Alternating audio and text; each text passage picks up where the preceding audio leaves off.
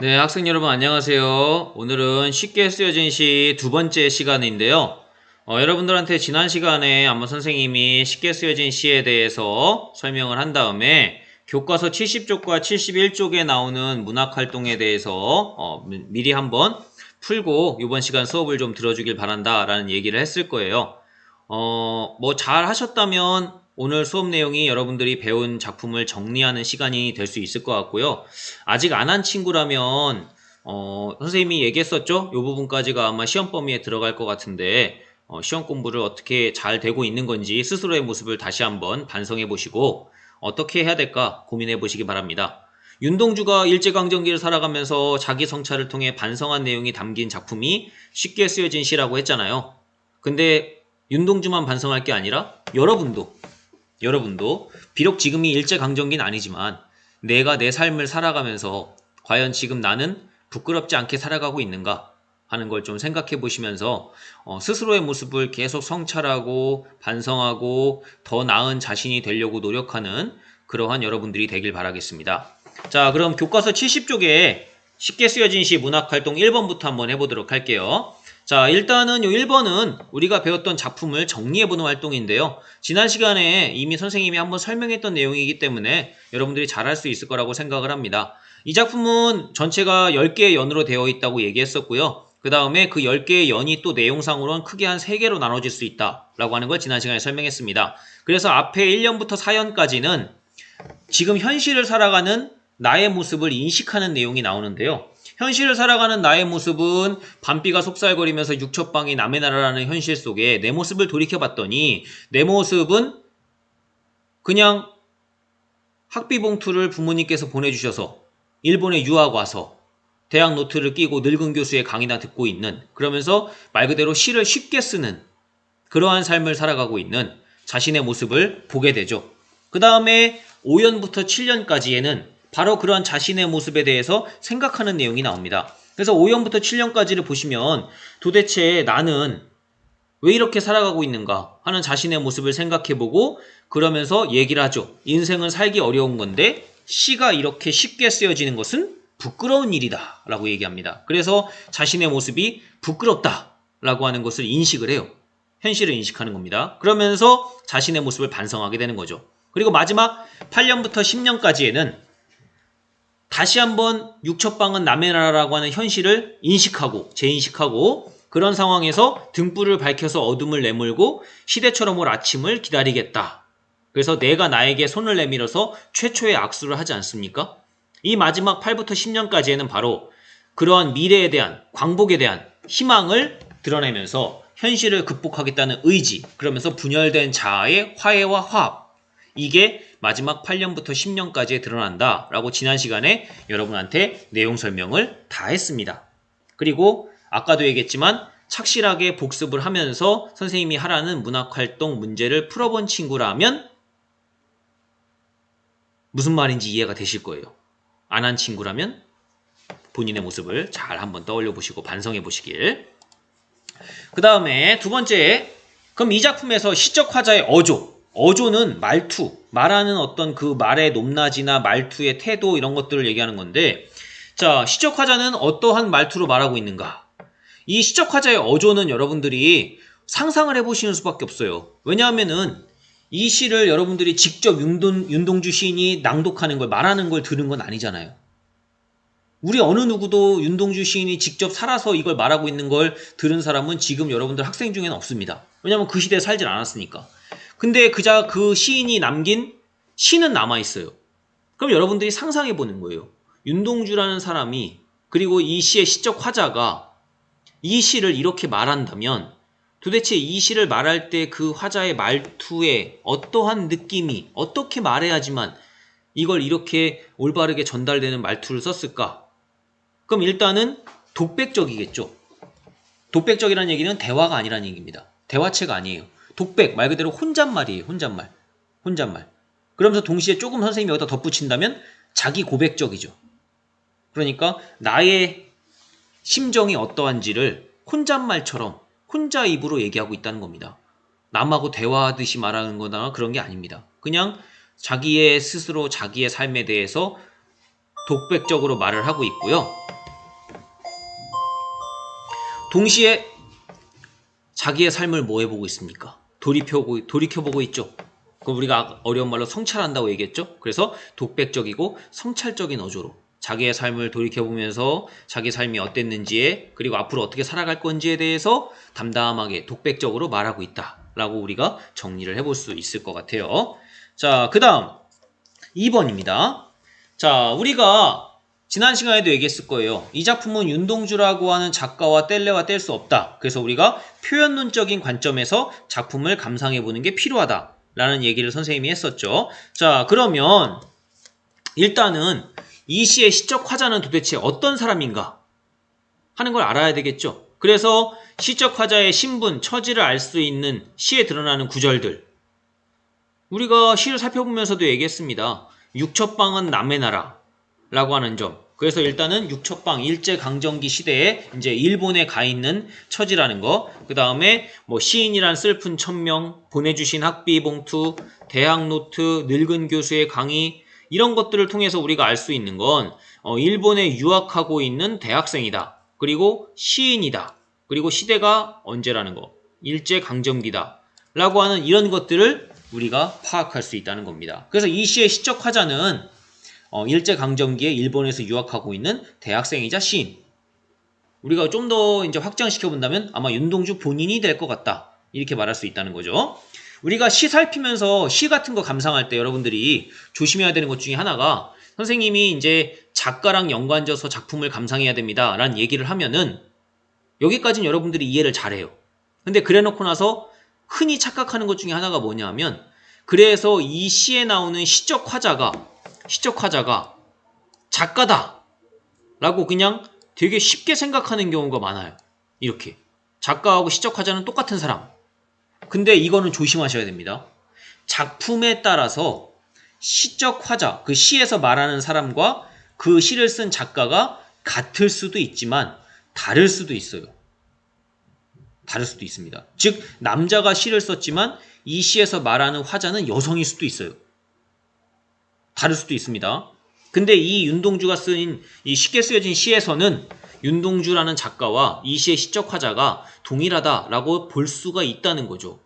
그러니까 이렇게 동일하게 볼 수도 있지만 동일하지 않을 수도 있다는 거. 그래서 여러분들이 그거 조심하셔야 돼요.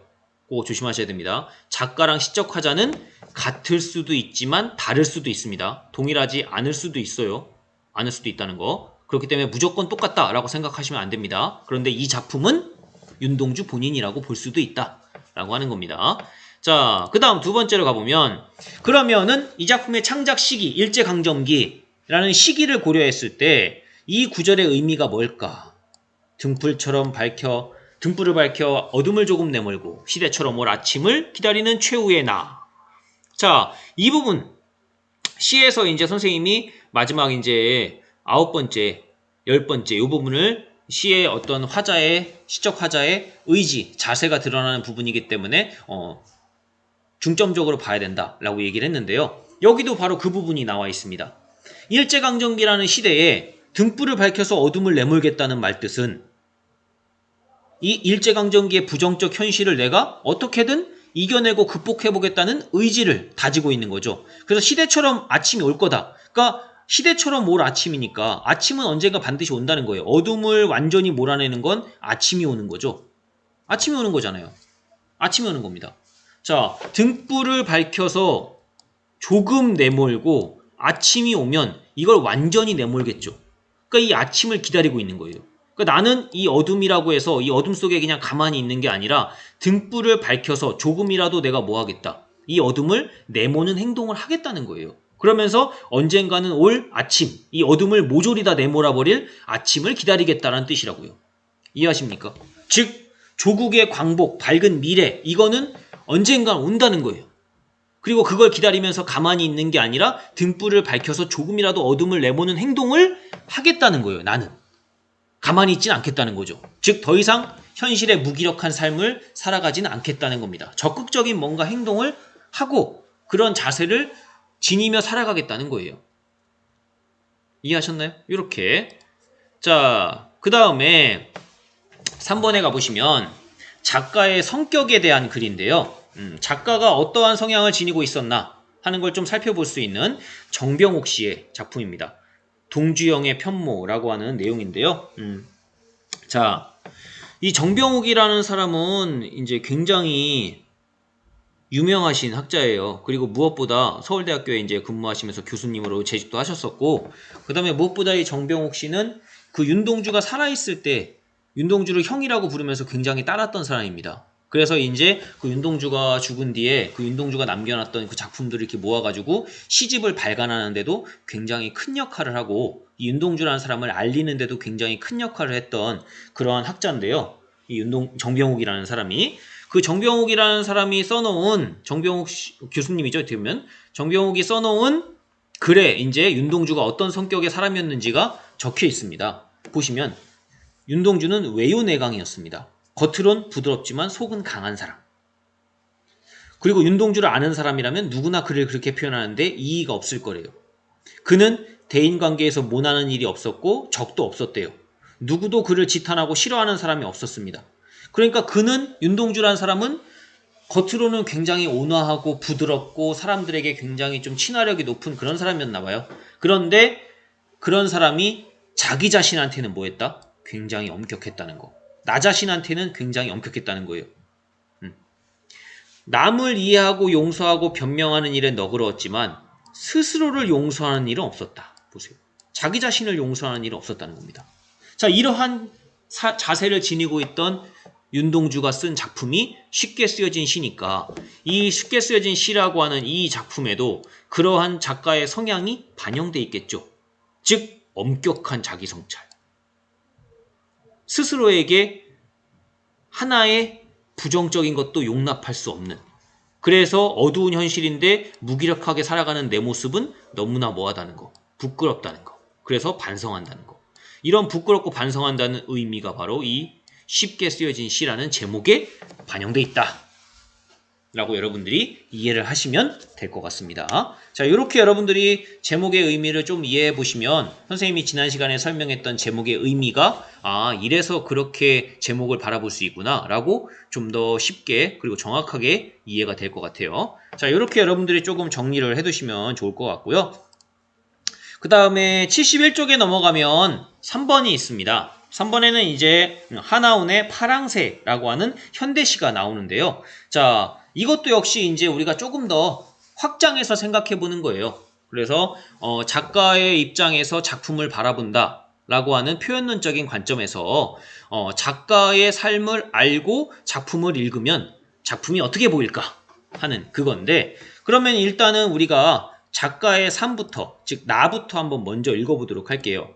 자, 나에 보면 하나운이라는 사람이 어떠한 삶을 살았는가, 나의 슬픈 반생, 나의 절반의 생애가 어떻다, 너무 슬프다 라고 하는 그런 제목을 가지고 있는 글에서 작가의 삶을 한번 살펴볼 수 있는데, 작가가 어떤 삶을 살았는지 한번 간단하게 본다면, 고향 땅 함흥에 돌아왔으나 이 꼴로 집에 들어갈 수가 없다. 이 꼴로는 집에 들어갈 수가 없다. 뭔가 집에 들어갈 수가 없는 초라한, 부끄러운 뭐 이런 처진가 봐요. 왜 그런지는 계속 읽어보도록 하겠습니다. 더욱 이 동네 사람들 눈이 무서워서 도저히 밝은 낮에는 들어갈 수가 없다. 도저히 밝은 낮에는 들어갈 수가 없대요. 사람들 눈에 띄면 뭔가 굉장히 좀 초라하고 부끄럽고 두렵고 한 이런 상황인가 봐요. 왜 그런지는 아직 알 수 없죠. 자, 진종일 밤이 오길 기다렸다. 사람이 안 다니는 들에서 종일 굶으며 기다려야 했다. 계속 지금 보시면 알겠지만 뭔가 사람들의 눈을 피해서 마을에 들어가려고 하는 그러한 화자의 모습이 나오고 있는데, 왜 그러냐?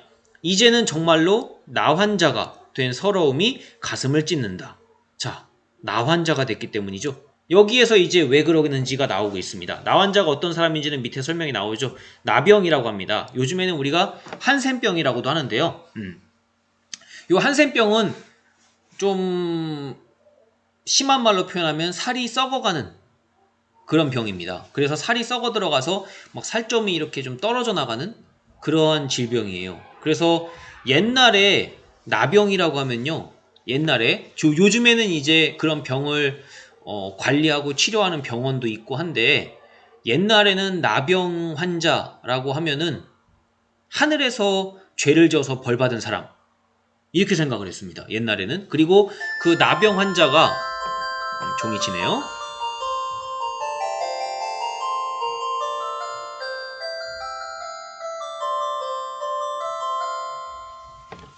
옛날에는 나병 환자가 마을에 출몰하잖아요. 그럼 마을 사람들이 막 그 나병 환자한테 몰려가서 그 나병 환자를 막 때리고 마을에서 쫓아내고 막 그랬습니다. 우리 마을에 들어오지 말라고. 그리고 옛날에는 그러한 이야기도 떠돌았어요. 나병 환자가 자기 병을 치료하려고 마을에 아이들 있죠. 아이들의 심장, 간 이런 것들을 먹으면 병이 치료돼서 나병 환자들이 마을의 아이들을 잡아간다, 데려간다 이러한 소문까지도 옛날엔 더 떠돌았습니다. 그래가지고 그 나병 환자들이 마을에 들어오는 걸 철저하게 막고 그랬어요. 그러니까 어떤 병인지 알지 못하는 것에 대한 두려움이 사람들로 하여금 그렇게 행동하게 만든 거죠. 실제로는 전염병이에요. 그런데 그러니까 나 환자들은 그냥 병에 걸린 것 뿐인데 사람들이 그 병에 걸린 사람들을 그렇게 대우하다 보니까 병 걸린 사람이 오히려 다른 사람들을 피하고 두려워할 수밖에 없었던 거예요. 그리고 여기 나오는 이 하나온 씨도 바로 그런 무서운 병인 나병에 걸린 환자였습니다. 나 환자였어요. 요즘에는 우리가 이 나 환자들을 좀 보기가 힘든데요. 소록도라고 하는 저기 전라남도에 가면은 섬이 있어요. 거기에 이제 한센병 걸린 사람들을 모아서 치료하는 국립병원이 있습니다. 그리고 한센병 박물관도 있어요. 그래서 한 번쯤 여러분들이 뭐 시간이 되실 때 한 번쯤 방문해 보는 것도 괜찮은데요. 그리고 소설로는 이청준 씨라고 하는 소설가가 쓴 당신들의 천국이라고 하는 소설이 있습니다. 굉장히 유명해서 모의고사에도 한번 나온 적이 있고 한 그런 작품인데요. 그 작품도 한번 읽어보시면 나 환자의 삶, 그리고 나 환자를 바라보는 사람들의 시선 이런 것들을 살펴볼 수 있는 좋은 작품이니까 한 번쯤 읽어보는 걸 추천해드립니다. 자, 그런 무서운 병에 걸렸으니 당연히 이 지금 글에 나오는 이 하나온 씨는 마을에 못 들어가는 거예요. 나 환자가 됐다는 서러움, 그죠? 나 환자 생활에 이제 들어가는 거죠. 나 환자의 생활에 들어가는 분함과 서러움에 울어버렸대요. 그렇죠. 그냥 멀쩡하던 건강하던 사람이 병에 걸려도 내가 왜 이런 병에 걸렸을까 하고 막 자기 자신을 내가 건강할 때 좀 잘 지켰어야지 하고 돌이켜보면서 막 후회하게 되는데 심지어 그 무서운 병인 나병에 걸렸으니 얼마나 본인의 처지가 슬프겠어요. 내가 나를 생각해봐도 내 값이 정말로 한 푼어치도 되지 않는 것 같다. 이제는 인간 폐업령이 내려졌다. 그죠? 이 병에 걸렸다는 건 인간으로선 끝났다는 겁니다. 그 당시엔 이렇게 생각이 됐어요. 그리고 여러분도 아시겠지만 굉장히 큰 병에 걸리면 더 이상 난 인간으로서의 정상적인 삶이 끝났구나 라고 생각하게끔 되지 않습니까? 이 작품에는 이제 그러한 사람의 처지가 잘 드러나고 있죠. 원한을 피를 토하며 통곡했다. 몇백 번 고쳐 죽어도 피 맺힌 서러움과 뉘우침이 가득 찬 나 환자라는 걸 비로소 알게 되었다. 밤이 어두워졌다. 모든 것을 검게 가려주는 밤이 온다. 밤을 기다리는 이유가 그래서 알 수 있겠죠. 어두워지면 나의 이러한 나 환자로서의 모습이 가려지니까. 다른 사람들이 내가 나 환자라는 걸 알 수 없으니까. 그래서 내가 조금이나마 이제 움직일 수가 있으니까. 그죠? 밤을 기다리는 거예요. 그러면서 나는 여기에서 인간의 자유와 이상과 동경을 상징하는 노래로 파랑새라는 시를 읊으며 인간의 행복을 빌었다. 이렇게 나오죠. 자, 파랑새. 요즘에는 그런 이미지, 상징적인 이미지가 조금 이제 많이 좀 떨어지긴 했지만 파랑새라고 하면요. 보통 우리가 그 파랑새라는 그 파랑 색깔 새가 갖는 이미지가 있어요. 어떤 이미지를 갖냐면요. 상징적인 이미지가 파랑새는 자유, 희망 이런 것들을 의미합니다. 그래서 파랑새는 왠지 새라고 하는 자유롭게 날아다니는 것과 파랑이라고 하는 색깔이 합쳐져서 자유와 희망을 상징하는 그러한 이미지로 굳어져 있는데요. 그래서 이 작품의 어떤 작가도 파랑새라는 시를 읊었다는 건 내가 나 환자로서 굉장히 힘든 삶을 살아가는데 그러한 속에서 뭔가 이러한 처지를 벗어난 현실을 동경하며 그리워하며 그린 작품이 아닐까 하고 생각해 볼 수 있겠죠. 자, 이렇게 화자의 여기서 이제 작가죠. 작가의 현실이 나 환자라고 하는 어떤 투병을 이제 해야 되는 생활에 빠져 있는 처지다라고 하는 걸 이해한 상황에서 그가 지은 작품인 이 가해 파랑새라고 하는 작품을 한번 읽어보면 이제 여러분들이 이 작품 속에 담겨 있는 작가의 마음이 너무나 잘 이해가 되겠죠. 자, 작품 한번 보도록 할게요.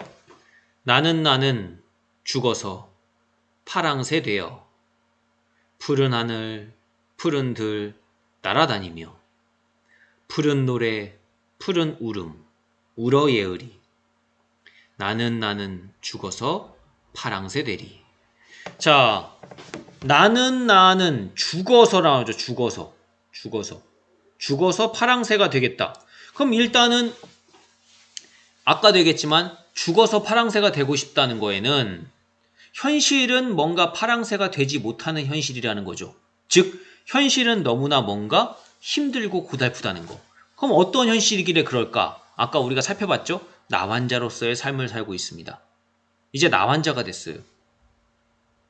그러니까 그런 현실에서 벗어나고 싶은, 자유를 누리고 싶고 그런 자유를 누리는 것은 죽어서야 가능하다는 거. 그런 게 지금 작품에 드러나고 있죠. 자, 파랑새가 되면 뭐 할 수 있다는 거요? 푸른 하늘과 푸른 들판을 날아다닐 수 있다는 거. 그리고 푸르른 노래와 울음을 울 수 있다는 거. 그럼 보세요. 다 무슨 색깔이 나오고 있습니까? 푸른 색깔의 색깔 이미지, 색채 이미지가 나오고 있죠? 자, 이 푸른 색깔이라고 하는 색채 이미지는 아까도 얘기했지만 파랑색이라고 하는 거. 희망, 자유, 이런 것들을 상징합니다. 푸른 색깔은. 그래서 여러분들이 이 색채 이미지를 통해서 뭔가 상징적인 메시지를 전달하고 있다는 거 한번 살펴보시면 좋을 것 같고요. 다시 한번 사연에서는 첫 번째 1년 부분이 뭐 되고 있느냐? 반복되고 있죠. 첫 번째 1년이 반복, 그리고 처음과 끝, 1년과 사연이 이렇게 반복되고 있는 걸 우리가 수미상관이라고 합니다. 좀 어려운 말로 수미상관이라고 하는데 이런 수미상관은 보통 우리가 시의 완결성, 그러니까 하나의 시가 처음 여기서 시작돼서 여기서 끝났다라고 하는 시의 완결성을 보여주는데 아주 효과적인 표현법이 되고요. 동시에 강조의 효과도 자아낼 수 있습니다. 그래서 죽어서 꼭 파랑새가 되고 싶다라고 하는 화자의 어떤 소망, 이런 걸 강조하는 효과를 자아내고 있다라고도 볼 수 있고요. 자, 그 다음에 또 하나의 이 시의 특징이라고 본다면 세계, 푸른 하늘, 푸른 들 날아다니며, 우리가 이런 것들을 이제 보통 시조할 때 여러분들이 배우셨지만 음보라고 합니다. 음보. 그래서 삼음보. 나는 죽어서 파랑새 되어 푸른 노래 푸른 울음 울어예으리. 다 몇 개의 음보로 되어 있느냐? 삼음보로 호흡이 되고 있다는 거.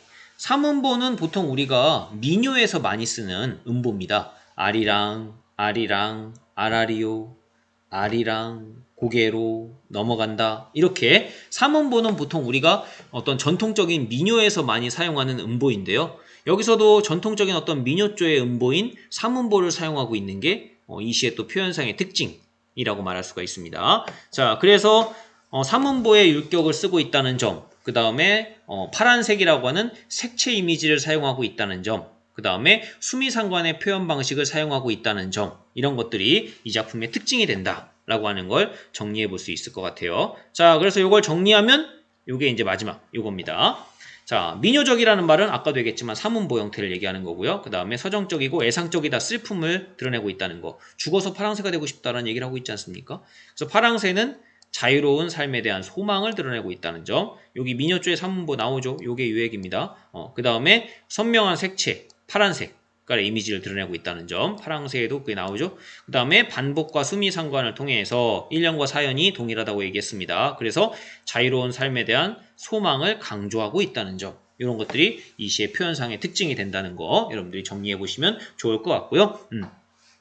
그래서 여러분들이 이렇게 작가의 삶을 한번 살펴본 다음에 작품을 감상해보고 나면 이 작품이 어떻다라고 말할 수 있느냐? 선생님이 한번 이제 답변을 예로 들어본다면 이런 얘기를 해볼 수 있죠. 화자가 실제로 나환자였다는 점. 그래서 환자라는 그런 무서운 질병에 걸린 사람이었다는 점. 근데 그런 무서운 질병에 걸린 사람이 죽어서 파랑새가 되고 싶다는 시를 썼다는 점. 이런 것들을 한번 여러분이 알고 보면 화자가 얼마나 아팠을지, 그 고통의 크기가 얼마나 클지 하는 이런 것들을 좀 생각해 볼 수 있다는 점. 그래서 현실에서는 그런 고통을 더 이상 극복할 수 없는 것이니 죽어서라도 죽음 뒤에도 뭔가 파랑새가 되고 싶다, 자유와 이상을 누리고 싶다라고 하는 화자의 어떤 절실한 마음, 이런 것들이 우리가 시에서 느껴진다는 거. 이런 것들을 여러분들이 한번 볼 수 있죠. 그러니까 여러분들이 그냥 단순하게 작품만 보면 작품을 이해하는 폭이 너무 좁아져요. 그래서 작품을 다양한 것들과 함께 감상하면 작품 이해가 훨씬 깊어지고요. 특히나 작가의 삶을 살펴본 뒤에 작품을 감상하는 건, 즉 표현론적 관점에서 작품을 감상하는 건 작품 감상에 있어서 굉장히 중요한 방법이다라고 하는 걸 꼭 명심하면 좋겠습니다. 자, 이렇게 여러분들이 이제 교과서 71조까지 살펴봤는데, 여기까지가 이제 여러분들 시험 범위에 이제 들어가는 부분입니다. 그래서 여러분들 한번 보시면 좋을 것 같고요. 기말도 중간고사, 기말고사 사이가 굉장히 짧아서 아마 여러분들 중간고사 시험 범위가 기말에도 또 들어갈 거예요, 아마. 그렇기 때문에 중간고사 시험 끝났다고 그냥 여러분들이 대충 또 다 까먹어버리고 그러면은 나중에 기말 공부할 때 굉장히 힘들겠죠. 그죠? 그와 더불어 여러분들이 중간고사 때 열심히 안 하면 기말 때에도 고스란히 힘겨움을 감내해야 된다는 걸 잊지 않으셨으면 좋겠습니다. 네. 여러분들 수업 듣느라 굉장히 고생하셨고요. 남은 시간은 좀 여러분들 정리할 거 정리하시고 그 다음에 열심히 공부해서 좋은 결과 모두들 좀 거둘 수 있기를 기원하겠습니다. 자, 수업 듣느라 고생하셨습니다.